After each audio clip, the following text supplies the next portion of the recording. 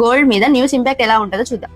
First, USD అనేది పెరిగితే gold పడిపోతుంది.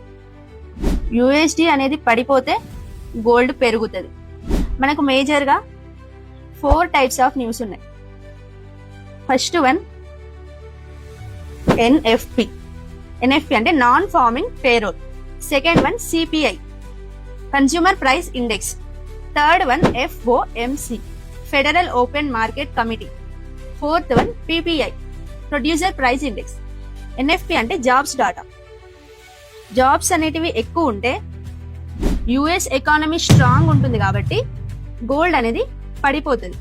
జాబ్స్ అనేటివి తక్కువ ఉంటే యుఎస్ ఎకానమీ వీక్ అవుతుంది కాబట్టి గోల్డ్ అనేది పెరుగుతుంది. సిపిఐ అంటే ఇన్ఫ్లేషన్ రేట్. ఎప్పుడైతే ఇన్ఫ్లేషన్ రేట్ అనేది ఇంక్రీజ్ అవుతుందో, రేట్ హైక్ అవుతుంది అనే ఫియర్ తోని గోల్డ్ పడిపోతుంది. ఎప్పుడైతే ఇన్ఫ్లేషన్ రేట్ అనేది పడిపోతుందో, రేట్ కట్ అవుతుంది అనే ఒక హోప్ తోని గోల్డ్ పెరుగుతుంది. ఎఫ్ఓఎంసి అంటే ఇంట్రెస్ట్ రేట్. యుఎస్ డాలర్ మీద ఇంట్రెస్ట్ రేట్ పెరిగితే గోల్డ్ సెల్ సైడ్ వెళ్తుంది. పిపిఐ అంటే inflation rate, same like CPI.